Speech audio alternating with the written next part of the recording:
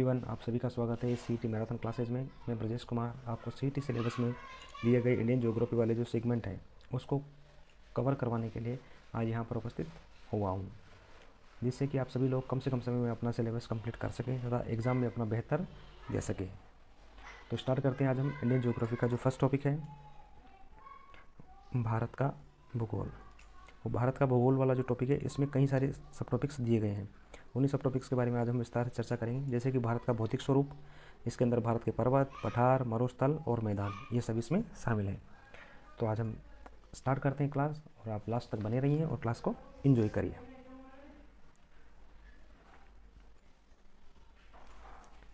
तो आइए अब क्लास लिए। भारत और भारत का भूभाग, आखिर भारत है क्या, इसके बारे में जब हम विस्तार से चर्चा करते हैं तो हम देखते हैं कि संपूर्ण विश्व में दो ही चीज़ें हैं, एक स्थल भाग है और एक जल वाला भाग है। तो स्थल भाग है वो सब महाद्वीप कहलाते हैं और जल वाला भाग जो महासागर कहलाते हैं। स्थल वाला जो भाग है उसको हम पढ़ने की दृष्टि से या संपूर्ण विश्व को अध्ययन करने की दृष्टि से 7 महाद्वीपों में विभाजित कर लेते हैं।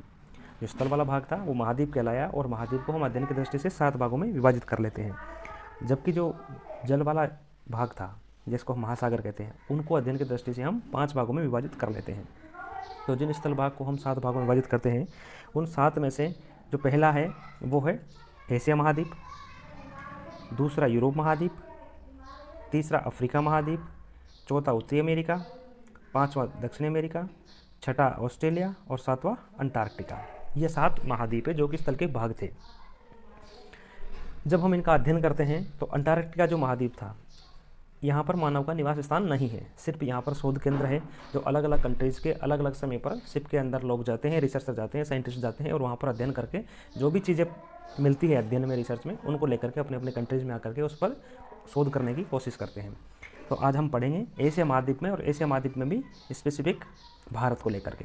तो ये रहा हमारा प्यारा भारत, इसी के बारे में हमें आगे पढ़ना है। तो चलिए अपन इस पर स्टार्ट करते हैं। लेकिन स्टार्ट करने से पहले इसमें 3 चीज़ जो समझने की है उसके बारे में अपन डिस्कस कर लेते हैं। जब ये इस ग्लोब को या इस मानचित्र में हम संपूर्ण विश्व को देखते हैं तो इस पर आपको कई सारी रेखाएं नज़र आ रही होगी। कुछ रेखाएं खड़ी होगी जो उत्तर से दक्षिण की तरफ आ रही हैं, कुछ रेखाएं आड़ी है जो कि पूर्व से पश्चिम की तरफ आ रही हैं। ये देखिए, जैसे ये वाली रेखाएं हैं ये पूर्व से पश्चिम की तरफ आ रही हैं। कुछ रेखाएँ जो है वो ऊपर से नीचे की तरफ यानी कि उत्तर से दक्षिण की तरफ आ रही है। डायरेक्शन का आप सभी को ज्ञान होगा। ये ऊपर वाली जो है वो हमेशा उत्तर होती है, नीचे वाली जो है ये दक्षिण होगी, इधर वाली पूर्व होती है और इधर वाली पश्चिम होती है। इसका आप सभी को ज्ञान होगा। तो ये जो काल्पनिक रेखाएं आपको विश्व पर दिखाई दे रही है ऐसी वास्तव में कोई रेखाएं नहीं होती है। ये जो अक्षांश और देशांतर रेखाएं जो आपको आड़ी और तिरछी जो रेखाएं दिखाई दे रही है ये अक्षांश और देशांतर रेखाएं हैं। ये क्या होती है मैं बताता हूँ आपको आगे। लेकिन ऐसी जो रेखाएं आपको दिखाई दे रही है ऐसी वास्तव में ग्लोब पर जो रेखाएं हैं वास्तव में कहीं दिखाई नहीं देती है, ये सिर्फ काल्पनिक रेखाएं हैं। तो फिर आप पूछोगे कि सर ये काल्पनिक रेखाएं खींच क्यों रखी है। तो इन काल्पनिक जो रेखाएं हैं इनका उपयोग एक स्थान से दूसरे स्थान के बीच की दूरी ज्ञात करने के लिए तथा एक स्थान से दूसरे स्थान के बीच का समय ज्ञात करने के लिए इन रेखाओं का उपयोग किया जाता है। तो आप पूछोगे कि सर ये रेखाएं हैं कौन कौन सी। तो ये 2 तरह की रेखाएं होती हैं, एक अक्षांश रेखाएं होती हैं और एक देशांतर रेखाएं होती हैं। अक्षांश रेखाएं पूर्व से पश्चिम की तरफ खींची जाती है। अब पूर्व और पश्चिम का आपको ज्ञात हो गया होगा, जैसा कि आप स्क्रीन पर देख पा रहे होंगे। तो पूर्व वाली दिशा ये वाली है और पश्चिम वाली ये है। तो अभी जितनी भी आपको आड़ी रेखाएं दिख रही है, ये खड़ी वाली ऐसी आड़ी वाली रेखाएं हैं, ये सभी कौन सी रेखाएं हैं, ये सभी अक्षांश रेखाएं हैं। कौन सी रेखाएं हैं, अक्षांश रेखाएं हैं। और जो रेखाएं आपको उत्तर से दक्षिण की तरफ दिख रही है ये सारी रेखाएं देशांतर रेखाएं हैं। कौन सी रेखाएं हैं, देशांतर। जैसे कि आपको ये रेखा दिख रही होगी, एक अपनी पहले खींच रखी है, तो ये सारी कौन सी हो गई, देशांतर रेखाएं हो गई। अब समझने की बात कौन सी है यहाँ पर, अक्षांश और देशांतर तो आप समझ गए, इसलिए उपयोग होता है ये भी आप समझ गए होंगे। लेकिन इनमें जो माइनर डिफरेंस होता है वो ये होता है कि जैसे जो अक्षांश रेखाएं होती हैं, अक्षांश रेखाओं की लंबाई की बात कर रहा हूँ अभी मैं। तो यहाँ आप देखोगे तो यहाँ सर्वाधिक लंबाई होगी, जो 0 डिग्री रेखा होती है जिसको अपन भूमध्य रेखा भी कहते हैं, यहाँ पर जो अक्षांश रेखा होगी उसकी लंबाई सर्वाधिक होगी। जैसे जैसे अपन हम ध्रुव की तरफ, ध्रुव का मतलब उत्तरी ध्रुव और दक्षिणी ध्रुव, ये जो दोनों है ये उत्तरी ध्रुव है ऊपर वाला, नीचे वाला दक्षिणी ध्रुव है। तो इन ध्रुवों की तरफ जैसे जैसे अपन बढ़ते जाएंगे तो अक्षांश रेखाओं की जो लंबाई है ये कम होती जाएगी। क्या होती जाएगी, कम होती जाएगी। जैसे जैसे अपन ऊपर जा रहे हैं इनकी लंबाई माइनस में होती जा रही है, यानी कि कम होती जा रही है। और जैसे जैसे अपन भूमध्य रेखा के पास में आते जा रहे हैं इनकी जो लंबाई है वो क्या हो रही है, बढ़ती जा रही है। यहाँ तक किसी को दिक्कत नहीं होनी चाहिए। अब चलते हैं अपन आगे। लेकिन लंबाई की बात होगी, लेकिन इनके बीच की जो जगह है, ये डिस्टेंस है, ये अक्षांश रेखाओं की जो डिस्टेंस होगी एक रेखा से दूसरी रेखा के बीच में, ये हमेशा समान बनी रहती है। चाहे आप भूमध्य रेखा की बात कर लो, चाहे आप ध्रुव की बात कर लो, भूमध्य रेखा पर भी इनके बीच की जो दूरी होगी ये लगभग समान बनी होगी, और यहाँ ध्रुव पर भी एक रेखा से दूसरी रेखा के बीच की जो दूरी होगी वो हमेशा समान बनी हुई रहेगी। तो क्या समझे इसको लेकर के आप? इसमें समझने की जो बेसिक चीज़ें थी वो 3 चीज़ें हैं। अगली स्लाइड पर अपन आराम से देखते हैं। अपन जो समझे वो है कि ये जो ग्लोब है, ग्लोब पर जो रेखाएं पूर्व से पश्चिम की तरफ खींची जा रही है, ये रेखाएं हैं अक्षांश रेखाएं। कौन सी रेखाएं? अक्षांश रेखाएं। और जो रेखाएं उत्तर से दक्षिण की तरफ खींची जा रही है, ये है देशांतर रेखाएं। यहाँ तक किसी को कोई दिक्कत नहीं थी। इसी में मैंने आगे समझाया था कि 2 अक्षांश रेखाओं के बीच में, जैसे 2 अक्षांश रेखाओं के बीच में जो दूरी होती है ये हमेशा समान होती है। कैसी होती है? समान होती है। जबकि इनकी जो लंबाई है यहाँ से लेकर के यहाँ तक और यहाँ से लेकर के यहाँ तक, ये समान नहीं होती है, क्योंकि जैसे जैसे अपन भूमध्य रेखा से ध्रुव की तरफ बढ़ते जाएंगे तो अक्षांश रेखाओं की जो लंबाई है वो कम होती जाती है, जबकि इनका बीच का जो गैप होता है या बीच की जो दूरी होती है वो हमेशा समान बनी रहती है। यहाँ तक किसी को कोई दिक्कत नहीं है। ये अक्षांश की बात हो गई। अब अपन इसी पे देशांतर को पढ़ते हैं और अच्छे से समझाने का मैं आपको प्रयास करूँगा। जैसे ये ग्लोब है, इस पर अपन देशांतर रेखा खींचते हैं। देशांतर रेखा खींची अपन ने, तो जो देशांतर रेखाएं जो होगी इनकी जो लंबाई होगी वो चाहे पूर्व की तरफ देख लो या पश्चिम में देख लो, हमेशा एक ही लंबाई होगी इनकी। तो देशांतर जो रेखाएं होती है इनकी लंबाई समान होती है। कैसी होती है? समान होती है। जबकि इनके बीच की जो दूरी होती है, ये जो दूरी होती है ये समान नहीं होती है, तो इनके बीच का गैप समान नहीं होगा, जबकि इनकी लंबाई क्या होगी? लंबाई हमेशा समान होगी। तो जो चीज़ याद रखने की है, तो लंबाई हमेशा कैसी होगी? लंबाई होगी समान। कैसी होगी? समान। जबकि जो इनकी जो चौड़ाई है या इनके बीच का जो गैप होता है वो कैसा होता है? असमान होता है, यानी कि समान नहीं होता है। यहाँ तक किसी को कोई दिक्कत नहीं है। फिर मैंने एक चीज़ और बताई थी अभी आपको कि अक्षांश और देशांतर रेखाओं का उपयोग कहाँ किया जाता है या क्यों किया जाता है। तो अक्षांश और देशांतर जो रेखाएं होती है, तो अक्षांश रेखाओं का उपयोग तो 2 स्थानों के बीच की दूरी ज्ञात करने के लिए किया जाता है। कि जैसे एक अक्षांश से दूसरे अक्षांश के बीच की जो डिस्टेंस है, इसका उपयोग तो दूरी ज्ञात करने के लिए किया जाता है। विषयों में कि एक स्थान से दूसरे स्थान के बीच की दूरी कितनी है, दूरी ज्ञात करने के लिए तो अक्षांश का प्रयोग होगा।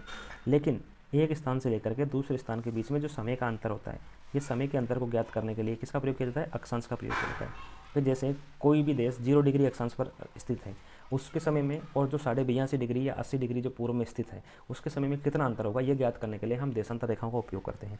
जबकि 0 डिग्री अक्षांश पर बैठे हुए किसी देश पर या स्थित किसी देश पर तथा 30 डिग्री अक्षांश पर स्थित किसी देश के बीच में दूरी कितनी होगी, ये ज्ञात करने के लिए हम अक्षांश रेखाओं का प्रयोग करते हैं।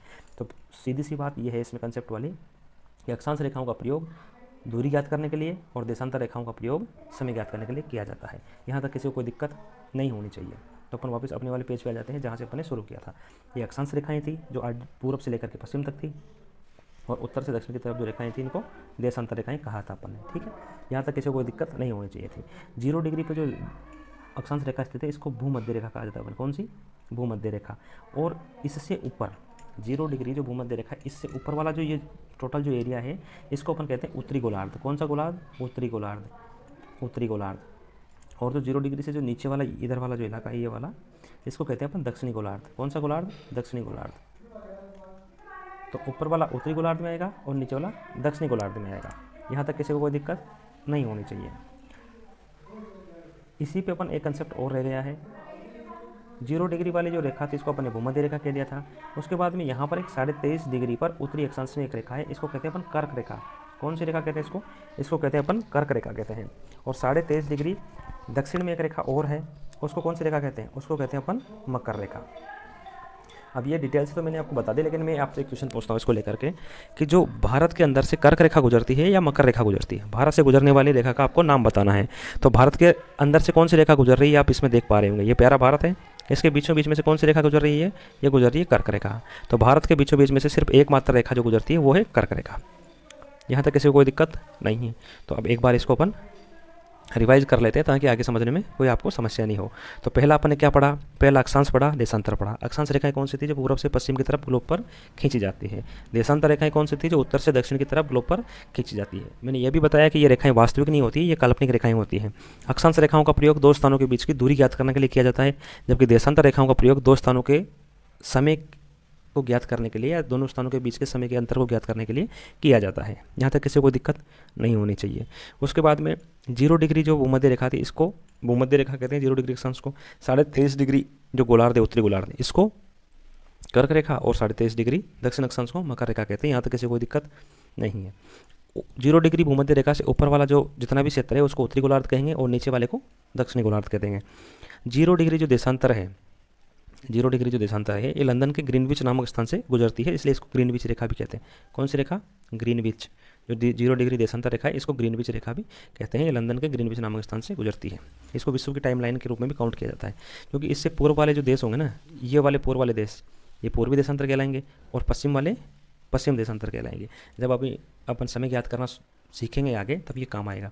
तो ये वाला जो जीरो डिग्री देशांतर रेखा जो ग्रीनविच रेखा है, इससे पूर्व वाला जो क्षेत्र है ये सब पूर्वी देशांतर में काउंट होगा और पश्चिम वाला पश्चिमी देशांतर में काउंट होता है।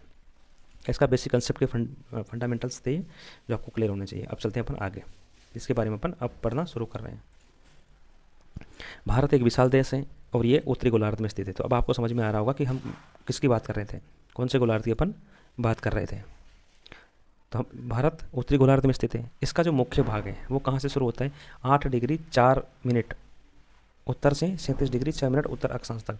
तब आपको अक्षांश का भी डाउट नहीं होना चाहिए कि अक्षांश क्या होता है। तो भारत 8 डिग्री 4 मिनट उत्तरी अक्षांश से शुरू होता है और 37 डिग्री 6 मिनट उत्तरी अक्षांश तक इसका विस्तार है। जबकि इसका अपन देशांतरी विस्तार जब पढ़ते हैं तो 68 डिग्री 7 मिनट पूर्वी देशांतर से 97 डिग्री 25 मिनट पूर्वी देशांतर तक जाता है। भारत का जो भूभाग है इसका कुल जो क्षेत्रफल है वो 32.8 लाख वर्ग किलोमीटर। कितना है? 32.8 लाख वर्ग किलोमीटर है। भारत क्षेत्रफल के मामले पे जो विश्व में 7वें स्थान पर आता है। कौन से स्थान पर है? 7वें स्थान पर। और भारत जो है वो विश्व के जो भौगोलिक क्षेत्रफल है उसका 2.4% रखता है। कितने प्रतिशत रखता है? 2.4% रखता है। भारत विश्व का 7वां बड़ा देश है और भारत की जो स्थल सीमा है, 2 सीमा इसमें आएगी। तो उसका मैं पहले आपको बता दूं, एक स्थलीय सीमा आएगी और एक समुद्री सीमा आएगी। स्थलीय सीमा वो होती है जो एक देश की दूसरे देश के साथ स्थल के रूप में बाउंड्री काउंट करती है, स्थल के रूप में सीमा रेखा बनाती है। जबकि समुद्री रेखा वो होगी जो एक देश से दूसरे देश के बीच में महासागरों के या किसी भी जलराशि के किनारे किनारे पर रेखा जो समुद्री रेखा होती है वो काउंट होती है, सीमा रेखा जो काउंट होती है। तो भारत में आप देखोगे तो इधर पूर्व की तरफ आप देखोगे तो पश्चिम बंगाल से लेकर के ऊपर आप चले जाओ कहाँ पर, सिक्किम से लेकर के इधर सिक्किम की साइड पे और उधर त्रिपुरा होकर के मैं अपने मिजोरम से ऊपर मणिपुर, नागालैंड, असम से वापस तिब्बत होकर के सिक्किम से यहाँ पर जो तिब्बत के किनारे किनारे पर अपने बिहार, यूपी और ऊपर उत्तराखंड, हिमाचल प्रदेश, फिर लद्दाख से जम्मू कश्मीर और फिर इधर नीचे पंजाब से नीचे राजस्थान और राजस्थान से गुजरात। यानी कि जो ये किनारे वाली है, जो स्थल भाग है, ऊपर पहाड़ियाँ हैं, पर्वत है, मैदान है, ये वाली जो बाउंड्री बना रही है ये स्थलीय सीमा है। और स्थलीय सीमा कुल कितने किलोमीटर है? स्थलीय सीमा है 15,200 किलोमीटर। जबकि इसकी जो समुद्री तट रेखा है वो अंडमान निकोबार द्वीप समूह तथा लक्षद्वीप समूह। अंडमान निकोबार है अपने बंगाल की खाड़ी में, जो अपने भारत का मैप देख रखा हुआ तो उसमें दिख जाती है, नहीं दिख रहा हो तो मैं दिखा देता हूँ इधर। ये देखिए इधर अभी जो मैंने पहला कंसेप्ट समझाया था आपको, मैंने बताया था यहाँ से ये रहा बांग्लादेश में अपनी जो सीमा रेखा है, स्थल सीमा रेखा वो यहाँ से शुरू हो जाती है। ये पश्चिम बंगाल का बॉर्डर आ गया। इसके बाद में इधर ये असम त्रिपुरा वाला, त्रिपुरा से फिर ये आगे मिजोरम आ गया, मिजोरम में भी ये म्यांमार आ रहा है तो स्थलीय भूभाग है। फिर मणिपुर है, मणिपुर से ऊपर नागालैंड है, नागालैंड से ऊपर ये अरुणाचल प्रदेश और नीचे बीच में असम वाला लगा है। फिर वापस से सिक्किम आ गया, सिक्किम से फिर ये यूपी बिहार वाला, बिहार यूपी और उसके बाद में उत्तराखंड के बाद में ये हिमाचल प्रदेश, फिर ये लद्दाख वाला आ गया, पीओके से नीचे जम्मू और जम्मू कश्मीर से फिर नीचे पंजाब और पंजाब से नीचे फिर राजस्थान की सीमा हो गई, राजस्थान से ये गुजरात। यहाँ तक ये जो सीमा दिख रही है आपको, यहाँ से लेकर के यहाँ तक ये स्थलीय सीमा है। कौन सी सीमा है ये? स्थलीय सीमा। ये है स्थलीय सीमा।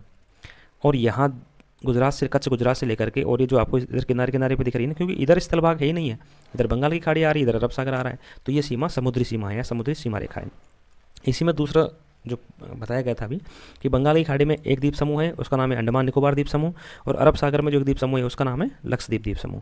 तो इन दोनों की जो सीमा रेखा है उसको भी जब अपन काउंट कर लेते हैं तो 7,516 किलोमीटर तो समुद्री रेखा है और 15,200 किलोमीटर स्थलीय सीमा रेखा है अपनी, यह स्थल सीमा रेखा है। ये आपको अच्छे से क्लियर हो जाना चाहिए था। अब चलते हैं अपन कि भारत विश्व में 7वें स्थान पर है क्षेत्रफल के मामले पे या भूभाग के मामले पे।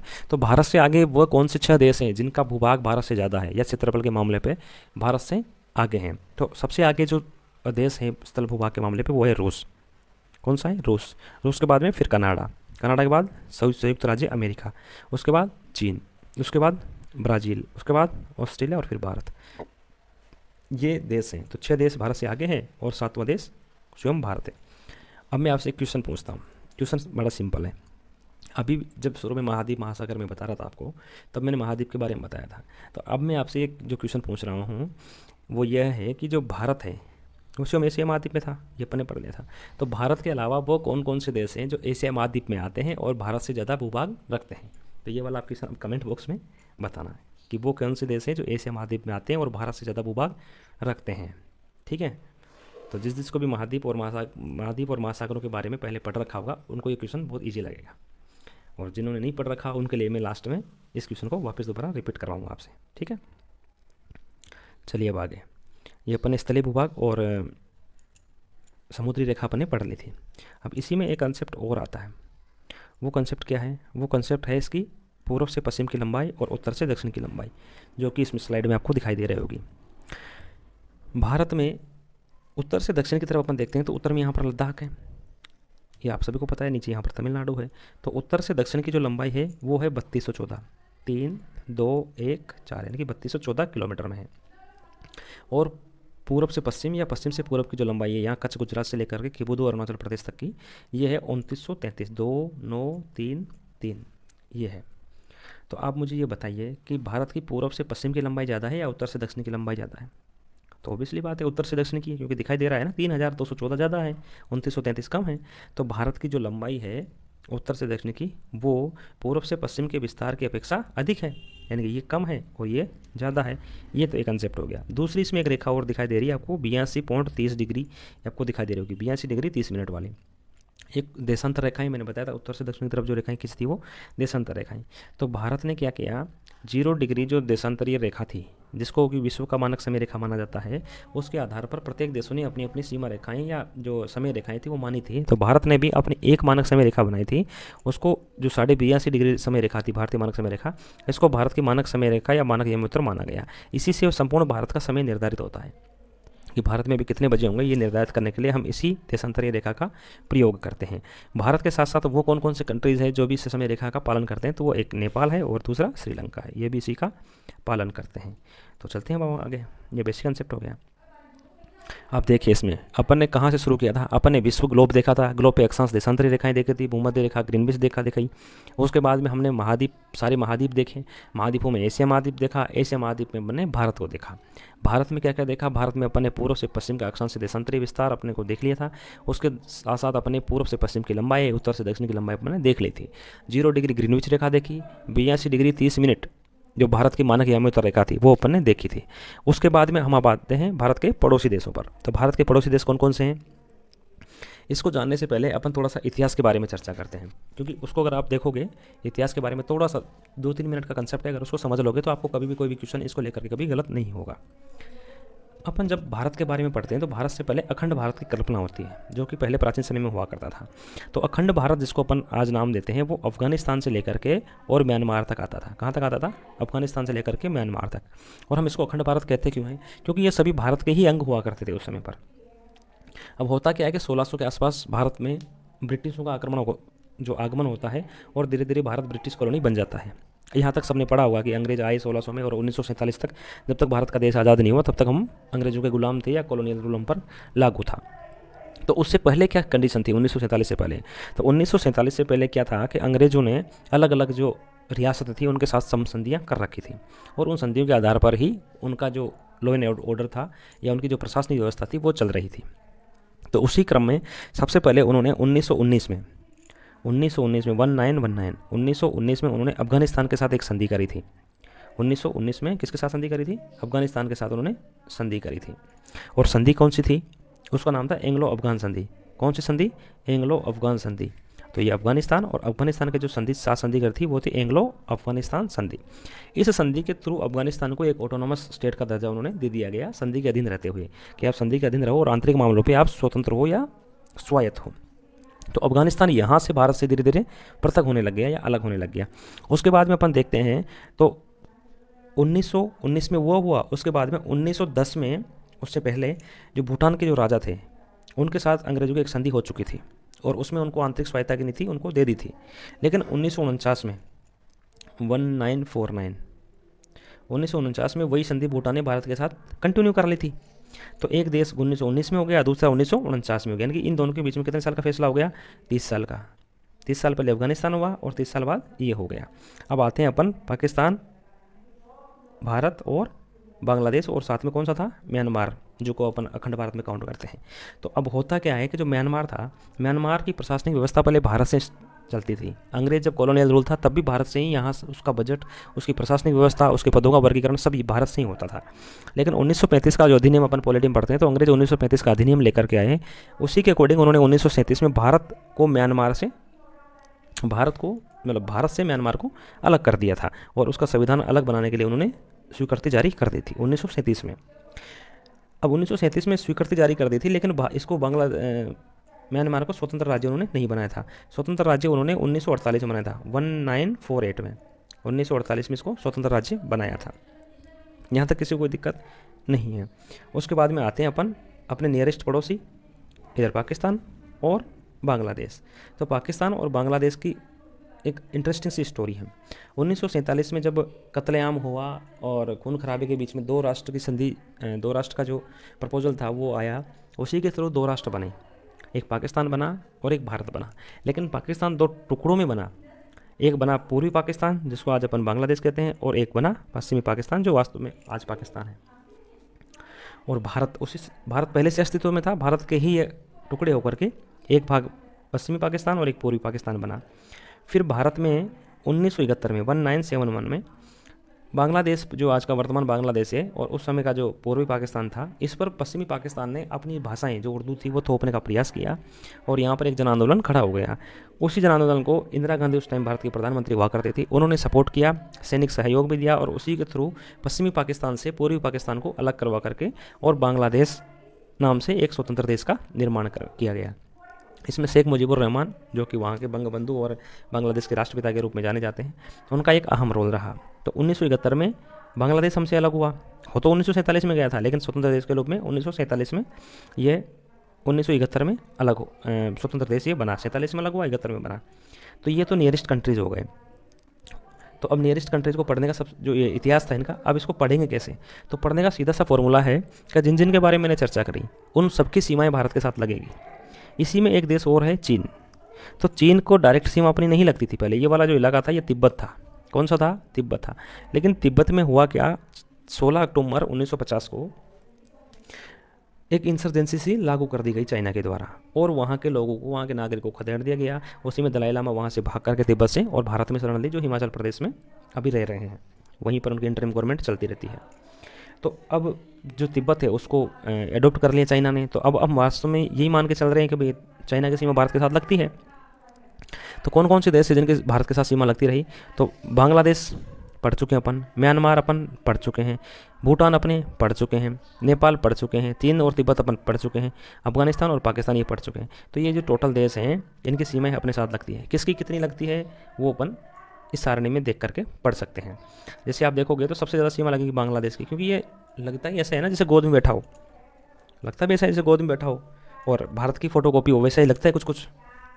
तो बांग्लादेश की सर्वाधिक लगती है 4096 किलोमीटर, उसके बाद में लगती है चीन की 3488 किलोमीटर, फिर लगती है पाकिस्तान की 3310 किलोमीटर, उसके बाद में नेपाल की लगती है 1752, म्यांमार की लगती है 1643, भूटान की 578 और अफगानिस्तान की 106। तो सबसे ज़्यादा लगती है बांग्लादेश की और सबसे कम लगती है अफगानिस्तान की। ये सीमा रेखा यहाँ पर लगती है। अब चलते हैं अपन आगे। अब हम यहाँ तक क्या क्या पढ़ चुके हैं वो वापस रिवीजन करना ज़रूरी है, क्योंकि क्लास लंबी हो जाएगी, मैराथन हो जाएगी, और अगर पीछे वाला अपन भूल जाएंगे तो क्लास पढ़ने का औचित्य खत्म हो जाएगा या महत्व खत्म हो जाएगा। शुरू कहाँ से किया था एक बार जस्ट रिवीजन कर लेते हैं अपन। शुरू अपन ने किया था कहाँ से? शुरू में अपन ने पढ़ी अक्षांश देशांतर रेखाएँ, उसके बाद में महाद्वीप पढ़े, महाद्वीप में अपन एशिया महाद्वीप देखा, एशिया महाद्वीप में भारत को देखा, भारत के अंदर क्या क्या देखा अपन ने, भारत में कौन सी रेखा गुजर रही थी वो देखी, भारत की मानक समय रेखा अपन ने देखी, भारत का अक्षांशीय देशांतर विस्तार अपन ने देखा, उसके बाद पूर्व से पश्चिम की लंबाई, उत्तर से दक्षिण की लंबाई भारत की अपन ने देखी, और उसके साथ साथ भारत के पड़ोसी देश, उनका साथ में हमने इतिहास भी देखा कि कौन कौन से उनके देश हुआ करते थे, ये अपन ने देखा। अब चलते हैं अपन आगे। तो जो भारत का भूभाग है उसके बारे में अपन पढ़ते हैं। तो भारत के भूभाग को अपन 6 भागों में बांट सकते हैं। पहला हिमालय पर्वत श्रृंखला, दूसरा उत्तरी मैदान, तीसरा प्रायद्वीपीय पठार, चौथा भारतीय मरुस्थल, पांचवा तटीय मैदान और छठा द्वीप समूह। तो अपन स्टार्ट करते हैं पहले हिमालय पर्वत श्रृंखला से। तो हिमालय पर्वतमाला सबसे नवीनतम पर्वतमाला है। विश्व की जो सबसे नवीनतम पर्वतमाला है उनमें से एक है हिमालय पर्वतमाला। हिमालय पर्वतमाला का निर्माण हुआ कैसे? तो ऊपर की तरफ जो तिब्बतियन प्लेट आपको दिख रही है, ये जो इधर वाली तिब्बतियन प्लेट और इधर की जो इंडियन प्लेट थी, यानी कि भारतीय प्लेट और तिब्बतियन प्लेट जब आपस में ये टकराई ऐसे, तो एक ऊपर की तरफ गई और एक नीचे की तरह सबडक्शन जोन बना। तो इन दोनों के टकराने से एक नीचे गई चट्टान और एक ऊपर हुई। तो इसकी वजह से यहाँ पर ऐसे ऐसे करके जो वलयाकार आकृति में वलित पर्वतमाला के रूप में इसका निर्माण हुआ। और ये जो पर्वतमाला है नवीनतम पर्वतमाला है, और अपभ्रंश जैसे अवशेष यहाँ पर मिलते हैं, क्योंकि मिट्टी से तो बनी है ना भाई। ऊपर से आई तिब्बतियन प्लेट, इधर से तिब्बतियन प्लेट थी और ये भारतीय प्लेट थी, तो भारतीय प्लेट नीचे सबडक्ट हुई और ये ऊपर हुई। तो ऐसे करके यहाँ पर वलयाकार आकृति में पर्वतमाला का निर्माण हुआ। और ये 3 श्रेणियों में हमें दिखाई देती है। तो 3 श्रेणियों में जो ऊपर वाली जो श्रेणी है उसको अपन कहते हैं महान हिमालय। कौन सा हिमालय?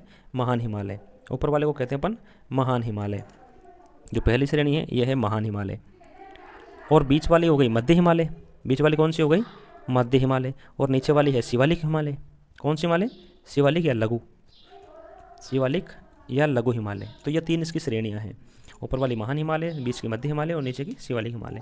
अब जो महान हिमालय है इसमें भी 3 श्रेणियाँ हैं। कौन कौन सी? एक काराकोरम श्रेणी है, दूसरी लद्दाख श्रेणी है और तीसरी जास्कर श्रेणी। ये 3 श्रेणियाँ इसमें महान हिमालय के अंदर मिलती है। मध्य हिमालय के अंदर कई सारी चोटियाँ हैं लेकिन श्रेणियाँ नहीं है, क्रमबद्ध रूप से ये जुड़ा हुआ है। फिर नीचे शिवालिक श्रेणी है। शिवालिक श्रेणी से जो ऊपर की जो जितनी भी नदियाँ हैं या हिमालयाँ हैं वो अपना जल नीचे की तरफ लेकर के आती है, तो अधिकतर का उद्गम यहीं से होता है। यही इस हिमालय के बारे में कंसेप्ट था। अब यहाँ से जो क्वेश्चंस बनते हैं एग्जाम में, वो जो क्वेश्चंस बनते हैं वो बनते हैं यहाँ की पर्वत चोटियों को लेकर के। किसको लेकर के? पर्वत की चोटियों को लेकर के। तो पर्वत चोटियों को लेकर के जो क्वेश्चन बनते हैं वो कंसेप्चुअल क्वेश्चन होते हैं। और उसको लेकर के जो क्वेश्चन है वो पहला जो पूछा जाता है कि भारत की सबसे ऊंची चोटी कौन सी है। तो इसके 2 आंसर मिलते हैं। एक आंसर मिलता है केटू और एक का आंसर मिलता है कंचनजंगा। कौन सी जंगा? कंचनजंगा। एक तो केटू थी और एक कंचनजंगा। ये 2 यहाँ पर आंसर मिलते हैं। सर 2 क्यों मिलते हैं? अब वो सुनिए ध्यान से। जो केटू है ये भारत में ही स्थित है, लेकिन भारत में कहाँ स्थित है? पीओके में है। और पीओके वर्तमान में किधर अधिकृत है? पाकिस्तान में है। भाई वहाँ पर कब्जा किसका है? पाकिस्तान का है। तो इसको अपन भारत में मानते हैं कि ये एक दिन भारत का अंग वापस बनेगा, लेकिन वर्तमान में भारत में नहीं है। जबकि कंचनजंगा जो है ये सिक्किम में स्थित है और भारत में ही, सिक्किम भारत में ही है, भारत का राज्य है। तो कंचनजंगा भारत में स्थित भारत की सबसे ऊंची चोटी कंचनजंगा। और अगर डायरेक्ट पूछेगा भारत की सबसे ऊंची चोटी तो केटू। किसी को कन्फ्यूज? अगर पूछा जाए कि भारत की सबसे ऊंची पर्वत चोटी तो केटू, बिना पूछे ये लगाना है। पूछा जाए कि भारत में स्थित भारत की सबसे ऊंची चोटी तो कंचनजंगा। कोई समस्या नहीं है। केटू क्यों नहीं है? क्योंकि वो पीओके में है, पाक अधिकृत कश्मीर का हिस्सा है, तो अभी वहाँ पर अपना कब्जा है नहीं है, वहाँ पर पाकिस्तान का कंट्रोल है। पर हम ये मान के चल रहे हैं कि एक दिन वो भारत में शामिल होगा। तो ये पर्वत श्रेणियाँ हो गई। उसके अलावा जो पर्वत श्रेणियाँ इसमें मुख्य रूप से पूछी जाती है उनके बारे में एक बार अपन देख लेते हैं। जैसे राकापोसी होगी, इसका अपन ये आपको पढ़ना पड़ेगा, रटना पड़ेगा कि इसकी कितने मीटर हाइट है। तो राकापोसी, केटू जो इंपॉर्टेंट है उनको मैं सर्किल में काउंट कर लेता हूँ। उसके बाद में कामेट है, नंदा देवी है, धौलागिरी, अन्नपूर्णा 2 यहाँ पर है, एक गुरुला मंदाता है। उसके बाद कंचनजंगा अपने पढ़ ली है। और यहाँ पर नामचा बरवा, इसको अच्छे से देख लेना आप, ये अरुणाचल प्रदेश में, क्योंकि नामचा बरवा से ही ये ब्रह्मपुत्र नदी भारत में एंटर करती है, तो इसके बारे में पूछ सकते हैं। तो आपको क्या करना है? एक सारणी बनानी है, यहाँ पर नाम लिखना है, यहाँ पर नाम, और यहाँ पर उसकी ऊंचाई कितनी है यहाँ पर भी लिख लेना है, और यहाँ पर देश भी लिख लेना कि कौन सा है। ऐसे करके एक सारणी आपको बना लेनी है। हालांकि एक सारणी आपको मिल जाएगी इसी स्लाइड में, पर आप खुद बनाओगे तो आपको जल्दी याद हो जाएगा पढ़ने के बाद में। तो भारत की उत्तरी सीमा पर विस्तृत हिमालय भूगर्भीय रूप से युवा और बनावट के दृष्टिकोण से वलित पर्वत श्रृंखला, जैसे मैंने बताया था, भारतीय प्लेट और तिब्बतियन प्लेट के टकराने से हिमालय की उत्पत्ति हुई है। ये पर्वत श्रृंखलाएं पश्चिम से पूर्व दिशा में सिंधु नदी से लेकर के ब्रह्मपुत्र तक थी। अभी अपने नामचा बरवा के बारे में जिक्र किया, तो ब्रह्मपुत्र नदी वहाँ तक है। हिमालय विश्व की सबसे ऊंची पर्वत श्रेणी है। यह है भी सही, क्योंकि नवीनतम है तो ऊंची होगी ना, अपर्दन इसका हुआ नहीं है। अत्यधिक असम अवरोधों से में से एक है। 2400 किलोमीटर इसकी लंबाई में फैले एक अर्धवर्त का निर्माण करती है। अर्धवर्त का मतलब हो गया ऐसे, यहाँ लद्दाख से शुरू होती है और इधर अरुणाचल प्रदेश तक है, तो अर्धवर्त का निर्माण करती है। चौड़ाई कश्मीर में 400 किलोमीटर और अरुणाचल में 150 किलोमीटर। अब ये समझने की बात है कि जम्मू कश्मीर की तरफ इसकी चौड़ाई तो ज़्यादा है, ऐसे चौड़ाई ज़्यादा है, लेकिन जो ऊंचाई होती है वो कम है, ऊंचाई कम है। जबकि इधर अपन अरुणाचल प्रदेश की तरफ चलेंगे तो ऊंचाई है ज़्यादा और चौड़ाई है कम। तो ये कंसेप्चुअल चीज़ है, इसको थोड़ा सा आप देखिए। पश्चिमी भाग की अपेक्षा पूर्वी भाग की ऊंचाई में अधिक विविधता पाई जाती है। पूर्वी देशांतरी विस्तार के साथ हिमालय को 3 भागों में अपन बांट सकते हैं। इन श्रृंखलाओं में बहुत अधिक घाटियाँ पाई जाती हैं। सबसे उत्तरी भाग में स्थित श्रृंखला को महान या आंतरिक हिमालय हिमाद्री कहते हैं। सबसे अधिक सतत श्रृंखला है, 6000 मीटर की औसत ऊंचाई पर सर्वाधिक ऊंचे शिखर है। अब आते हैं अपन इन शिखरों पर, तो एक बार मैं बोल करके आपको एक्सप्लेन कर देता हूँ। माउंट एवरेस्ट जो कहाँ पर है, नेपाल में है, ऊंचाई कितनी, 8,848 मीटर। कंचनजंगा ये भी भारत में ही है। मकालू ये भी नेपाल में है। धौलागिरी नेपाल में है। नंगा पर्वत भारत में। अन्नपूर्णा ये नेपाल में है। नंदा देवी भारत में उत्तराखंड में है। कामेट भी वही है। नामचा बरवा भी अपने पढ़ा है अरुणाचल प्रदेश में। और गुरला मंदाता नेपाल में। इनमें से एक क्वेश्चन आपका कंफर्म है, तो आप इस स्लाइड को जूम करके जितना आप पढ़ सकते हैं उतना पढ़िए, और इसको अपनी जो नोटबुक है उसमें भी नोट डाउन आप कर सकते हैं, क्योंकि आपको ये सारे जो शिखर है ये एक जगह मिल जाएंगे, और ऑथेंटिक है, इनकी ऊंचाई वगैरह जो भी है वो सारा डाटा जो भी है वो ऑथेंटिक सोर्स से लिया गया है, तो घबराने की ज़रूरत नहीं है। उसके बाद में अरावली पर्वतमाला। अब आगे इतने इंपॉर्टेंट क्वेश्चन है नहीं है, तो उसको थोड़ा सा अपने स्पीड ले लेते हैं। तो दूसरी बात है अरावली पर्वतमाला, इसका विस्तार गुजरात से लेकर के दिल्ली तक है। ये राजस्थान रहा, राजस्थान से नीचे गुजरात है। गुजरात से शुरू होती है, राजस्थान में खेड़ ब्रह्मा जो सिरोही में है एक स्थान है, खेड़ ब्रह्मा करके, कौन सा है, खेड़ ब्रह्मा, यहाँ से शुरू होती है, और खेतड़ी झुंझुनू जो राजस्थान में, वहाँ क्रॉस करते हुए दिल्ली में राष्ट्रपति भवन तक ये जाती है। सबसे पुरानी पर्वतमाला है, विश्व की सबसे पुरानी पर्वतमालाओं में से एक है, और इसका टोटल विस्तार 692 किलोमीटर है। उसमें से अधिकतर जो 550 किलोमीटर का जो विस्तार है वो केवल राजस्थान में ही है। इसकी भी दो प्रमुख चोटियां हैं जिनके बारे में आज अपन चर्चा कर लेते हैं। एक गुरु शिखर है जो माउंट आबू सिरोही में है, और एक रघुनाथगढ़ है जो शिखर में स्थित है। इतनी इंपॉर्टेंट है नहीं है, क्योंकि भारतीय जो महामरुस्थल है इसके किनारे किनारे चलती है ऐसे। इसके पीछे जो अरावली एक ये भी है, जब हम जलवायु वर्गीकरण पढ़ेंगे तो अरावली जो है वो जलवायु वर्गीकरण में अहम रोल निभाती है, क्योंकि अरावली से पूर्व की तरफ है जो भारी बारिश, अच्छी बारिश होती है, और अरावली के पश्चिम में क्या होता है, कम बारिश होती है। शुष्क मरुस्थल पाया जाता है ना इधर, भारतीय महामरुस्थल थार का रेगिस्तान जो पाया जाता है वो, तो भी क्योंकि इसकी जो आकृति है वो है ही है, जो मानसून है उसके समानांतर है, तो जो इधर से जो भी बादल आते हैं वो उड़ करके निकल जाते हैं। अगर ये ऐसी टेढ़ी होती तो यहाँ सर्वाधिक बारिश होती टकराने की वजह से, लेकिन इसके समानांतर है तो बादल निकल जाते हैं। इसका भी जो जलवायु वेता होते हैं वो इसके बारे में अधिक जानकारी प्रदान करते हैं। अब चलते हैं प्रायद्वीपीय पठार। प्रायद्वीपीय पठार त्रिकोणीय आकार वाला कटा फटा भूखंड है जिसकी ऊंचाई जो है वो 600 से 900 मीटर है। कहाँ से कहाँ तक है, तो दिल्ली हो गया, अपने अरावली का विस्तार हो गया, पूर्व में राजमहल की पहाड़ियाँ, पश्चिम में गिर गुजरात की पहाड़ियाँ हो गई, दक्षिण में इलायची कार्डामम की पहाड़ियाँ तमिलनाडु की तरफ, ये प्रायद्वीपीय पठार की सीमाएं निर्धारित करती है। यहाँ से मोस्टली क्वेश्चन आने की संभावना कम रहती है। जो क्वेश्चन आते हैं वो मैच द कॉलम में आते हैं, कि कार्बी एंब्लॉन्ग का पठार हो गया, हजारीबाग का पठार हो गया, पलायू का पठार हो गया, रांची का पठार है, मालवा का पठार, कोयम्बटूर कर्नाटक का पठार हो गया, इनके बारे में क्वेश्चंस आएगा तो इनसे संबंधित है। लेकिन निम्न में से कौन सा पठार भारत में है या भारत में नहीं है, या मैच द कॉलम में आ जाएगा, इधर इसके नाम आ जाएंगे और इधर राज्य के नाम आ जाएंगे, तो आपको ये मैच करना है। तो इनको थोड़ा सा डिटेल से देख लेना, बाकी तो इतना कुछ इसमें कोई खास है नहीं है। अब चलते हैं अपन आगे। दक्कन का पठार इंपॉर्टेंट है, क्यों है, क्योंकि जो नदियाँ हैं मोस्टली तापी और नर्मदा यहीं से होकर के निकलती है इधर, इस वजह से भी है। दूसरा है कि पश्चिमी घाट और पूर्वी घाट के बीच में है, तो पश्चिमी घाट और पूर्वी घाट के बीच में है सतपुड़ा मैकाल महादेव की पहाड़ियाँ जिसमें आती है। पश्चिमी घाट स्थानीय तौर पर अनेक नाम दिए गए हैं। महाराष्ट्र में जैसे सह्याद्री है, कर्नाटक और तमिलनाडु में नीलगिरी है, केरल में अनामलाई है, इलायची कार्डामम की पहाड़ियाँ हैं। पूर्वी घाट की तुलना में पश्चिमी घाट ऊंचे भी है और कंटिन्यू भी है।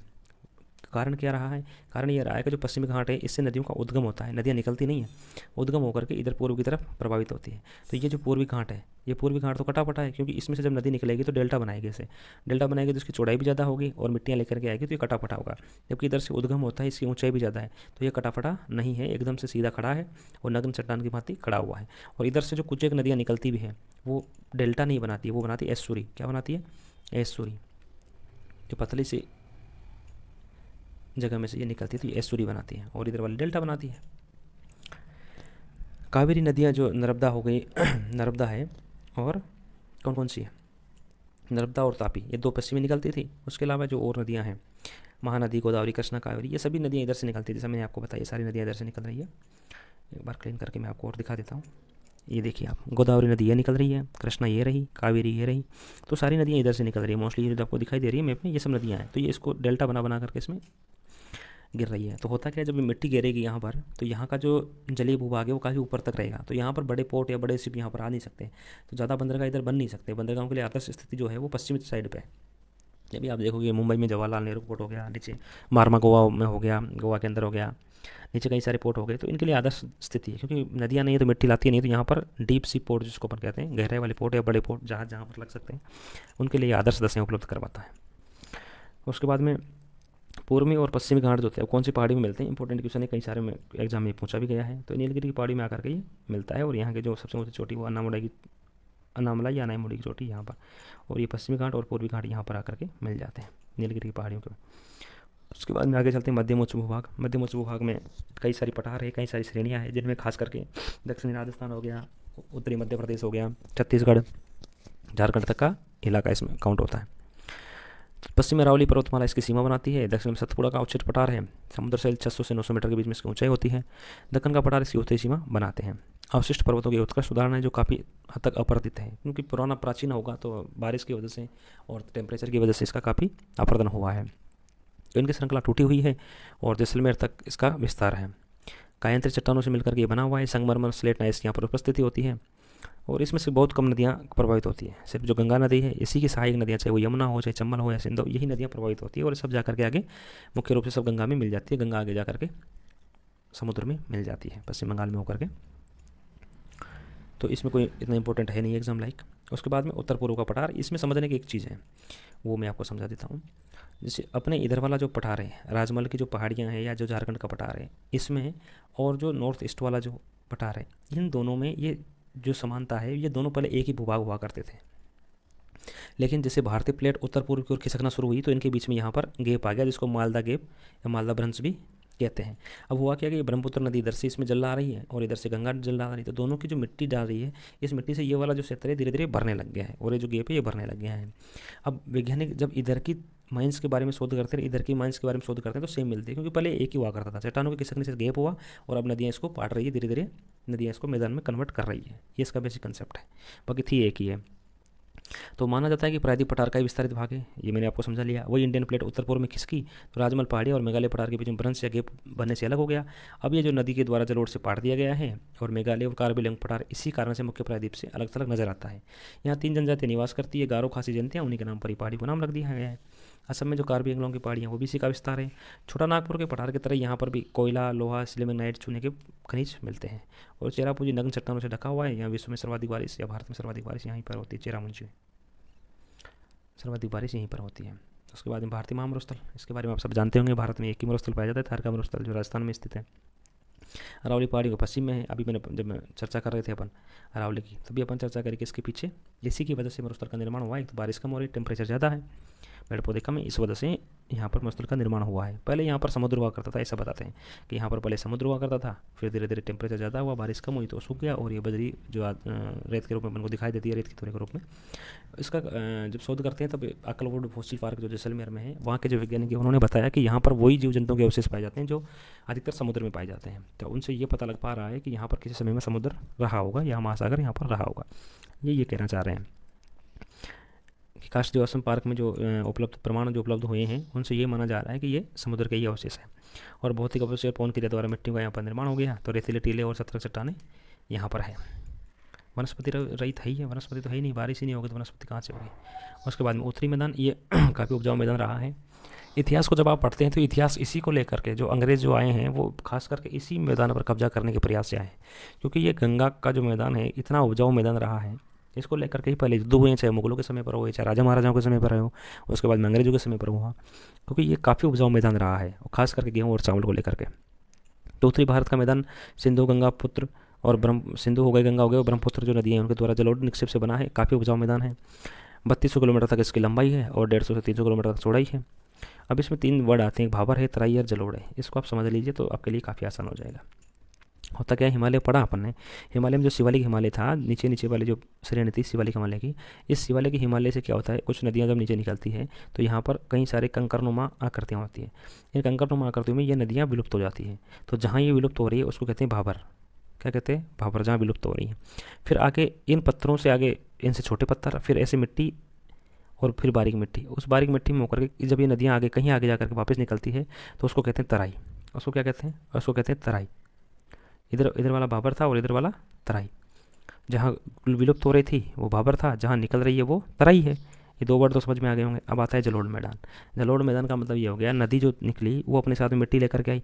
अब ये किनारों पर मिट्टी पाटती जाती है, तो जो पुरानी मिट्टी होगी, हर साल नई मिट्टी आती है, तो जो पुरानी मिट्टी थी वो तो कहलाती है बांगर। क्या कहलाती है, बांगर। और पुरानी मिट्टी के ऊपर हर साल जो नई मिट्टी नदियों के द्वारा जो ऊपर लाई जाती है या फैलाई जाती है उसको कहते हैं खादर। तो खादर नई मिट्टी, नई उपजाऊ मिट्टी, और बांगर पुरानी उपजाऊ मिट्टी। ये दोनों जलोढ़ मैदान के ही भाग हैं। भाबर में विलुप्त होती है और तराई में निकल जाती है। ये इतना सा कंसेप्ट है, बाकी कुछ इसमें कोई खास है नहीं है। बाकी आपके लिए एक बार मैं एक्सप्लेन कर देता हूँ। भाबर 8 से 10 किलोमीटर की चौड़ाई की जो पतली पट्टी होती है और वह शिवालिक की गिरपात के समानांतर फैली होती है। यहाँ नदियाँ क्या होती है, यहाँ नदियाँ लुप्त हो जाती हैं और फिर आगे जा करके धरातल पर ये निकल आती है। ठीक है, तो उसको क्या कहते हैं, तराई कहते हैं, जहाँ निकल जाती है। उसके बाद में तराई के दक्षिण में जो मैदान होता है वो बांगर और खादर, पुराने जलोढ़ बांगर और नए वाले खादर कहलाते हैं। नई जो नदियाँ होगी, क्योंकि हिमालय की नदियाँ नवीन है अभी, क्योंकि बनाई नया है, तो ये अपरदन भी ज़्यादा करती है और बालू रोधी का अभिसर्प ये सब चीज़ें लेकर के, ये मिट्टी उट्टी लेकर के आती है। तो इस वजह से, और एक रास्ता बदलने के लिए प्रमुख है, जैसे कि बिहार का शोक सबने पढ़ा होगा, तो या बंगाल का शोक भी आपने पढ़ा होगा, चाहे वो कोसी नदी की बात हो। तो कारण क्या रहा है, ये नदियाँ क्योंकि उधर से ऊपर से जब आती है तो काफ़ी तेज़ गति के साथ प्रभावित होती है, तो अपना रास्ता बदल लेती है। जैसे कोई अवरोध आता है तो रास्ता बदल लेती है, जिसकी वजह से भारी विनाश का सामना हम लोगों को करना पड़ता है। उसके बाद में लास्ट है द्वीप समूह। द्वीप समूह में भारत में अपन ने जब शुरू में पढ़ रहे थे अपन, भारत और भारत के जो अपन पड़ोसी देश पढ़ रहे थे, तभी अपन ने स्थलीय सीमा और समुद्री सीमा के बारे में पढ़ा था। तो उन समुद्री और स्थलीय सीमा में दो द्वीप आए थे। अरब सागर के अंदर जो द्वीप स्थित था उसको अपन ने लक्षद्वीप कहा था, और जो बंगाल की खाड़ी में था वो अंडमान निकोबार था। तो पहले अपन अंडमान निकोबार को पढ़ लेते हैं। ये बंगाल की खाड़ी में स्थित है, और बंगाल की खाड़ी में कितने द्वीप होंगे, टोटल 572 द्वीप है। 6 डिग्री उत्तर से लेकर के 14 तक, और 92 से लेकर के 94 डिग्री पूर्व के बीच में स्थित है। रिची द्वीप समूह और लबरिंतम द्वीप समूह, ये 2 द्वीप समूह थे, इन्हीं का नाम आ गया अंडमान निकोबार द्वीप समूह के नाम से अपन को जाना जाता है। जलमग्न पर्वतों का ये हिस्सा है, यहाँ पर कुछ ज्वालामुखी पर्वतों की उत्पत्ति हुई है। उसमें एक बैरन आइलैंड है, इसका कई बार क्वेश्चन आ चुका है, इसको ध्यान से पढ़ लेना आप। ये एकमात्र सक्रिय ज्वालामुखी है भारत का, जो अंडमान निकोबार में स्थित है, निकोबार द्वीप में है। कंकड़ पत्थरों से बनकर बना हुआ है। और वेरी वेरी इंपॉर्टेंट है, इन सारी चोटियों के नाम ये आपको पढ़ने ही पड़ेंगे, क्योंकि अगर नहीं पढ़ोगे तो ये क्वेश्चन खोदोगे। तो बढ़िया है, पढ़ लो, रटी लेना। उत्तरी अंडमान में है सैडल चोटी, सैडल है, माउंट डिओली है, माउंट कोयोब है, और माउंट थुइलर है। इनकी आपको हाइट भी आपको याद करनी पड़ेगी, क्योंकि ये पूछेगा वो कि सैडल चोटी निम्न में से कौन सी चोटियाँ भारत में स्थित है। अब ये जब इसे माउंट डिओली ये नाम पढ़ोगे तो ऐसा लगेगा जैसे अफ्रीका का नाम हो या दक्षिण अमेरिका का कोई किसी द्वीप का नाम होगा, तो कई सारे गलत कर बैठते हैं। तो इनको एक बार ध्यान से आप पढ़ लेना। ये मैं आपको स्पेशली कह रहा हूँ, क्योंकि पहले क्वेश्चन आया हुआ है, पिछले साल का आप सीट का पेपर उठा के देखोगे तो उसमें आपको क्वेश्चन मिल जाएगा, चाहे वो बैरन आइलैंड के लेकर के हो, चाहे चोटियों को लेकर के हो। उसके बाद दूसरा द्वीप समूह जो रह गया अरब सागर में, वो लक्षद्वीप और मिनिका है। तो लक्षद्वीप और मिनिका 2 द्वीप समूह है। यहाँ पर टोटल जो द्वीप समूह है वो 36 है, 36 में 11 पर इंसान रहते हैं। और ये अभी वर्तमान में चर्चा पे रहा है। मालदीव में जब मालदीव को लेकर के जब चर्चा में रहा था तो प्रधानमंत्री जी यहाँ पर गए थे, तो अभी चर्चा में इसकी राजधानी वगैरह पूछ सकते हैं, कौन सा द्वीप इसमें है या नहीं है। तो कमारत इसकी राजधानी है, ये आपको इसमें दिखाई दे रही होगी स्लाइड में। बाकी 9 डिग्री चैनल के द्वारा इसको 2 भागों में बांटा गया है। अभी 9 डिग्री चैनल, 8 डिग्री चैनल, ये क्या है, तो ये है अपन अक्षांश देशांतर पढ़े थे ना, तो 0 डिग्री से अपन ऊपर की तरफ चलेंगे अपन, तो 1 2 3 ऐसे करके चलेंगे, तो 8 डिग्री से 12 शुरू हो जाता है स्थल भारत का, जबकि 6 डिग्री से सीमा शुरू हो जाती है। तो 8 डिग्री से तमिलनाडु के पास से रेखा शुरू हुई, तो उसके बाद में ये केरल के समानांतर है, केरल के ऊपरी के समानांतर। तो यहाँ पर जो डेश लाइन होगी वो होगी 9 डिग्री चैनल। तो 9 डिग्री चैनल में ही ये पूरा 2 भागों में बटा हुआ है, ये मतलब इसके बीच से 9 डिग्री चैनल गुजरता है। तो ये है, और ये भी सेम वैसे पत्थरों वगैरह से बना हुआ है, इसमें ज़्यादा कुछ इसमें है नहीं। अक्षांश देशांतर का नहीं पूछेंगे, सिर्फ द्वीपों के बारे में पूछ सकते हैं। तो द्वीप के बारे में एक बार पढ़ लेना कि कौन कौन से द्वीप समूह इसमें है, शामिल है। और बाकी तो बेसिक तो कंप्लीट हो ही गया है। उसके बाद में अपन, चलो हो गया है तो कंप्लीट, लेक्चर कंप्लीट हो गया है, इतनी इसमें स्लाइड में थी। अब एक बार मैं आपको रिवीजन करवा देता हूँ कि अपन ने क्या क्या पढ़ा है, ताकि आपके माइंड में वो चीज़ें एक बार रिवीजन हो जाएगी तो ज़्यादा बेटर रहेगा। शुरुआत करी थी अपन ने, कहाँ से करी थी, विश्व का मानचित्र देखा, महाद्वीप पढ़े, महासागर पढ़े। महाद्वीपों में एशिया महाद्वीप पढ़ा, एशिया महाद्वीप में भारत पढ़ा। भारत में सबसे पहले क्या देखा, अक्षांश देशांतर विस्तार पढ़ा, अक्षांश देशांतर रेखाएं पढ़ी, उत्तर से दक्षिण की, पूर्व से पश्चिम की लंबाई पढ़ी, भारत के पड़ोसी देश पढ़े, स्थलीय सीमा पढ़ी, समुद्री सीमा पढ़ी। उसके बाद में जब अपन ने भारत का उच्च या जो भूभाग क्षेत्रफल भूभाग अपन ने पढ़ना शुरू किया, उसमें अपन हिमालय पढ़ा, हिमालय के बाद अरावली पढ़ा, अरावली के बाद अपन ने पठार प्रायद्वीप पे पठार पढ़ा, फिर मैदान पढ़ा, उत्तरी मैदान।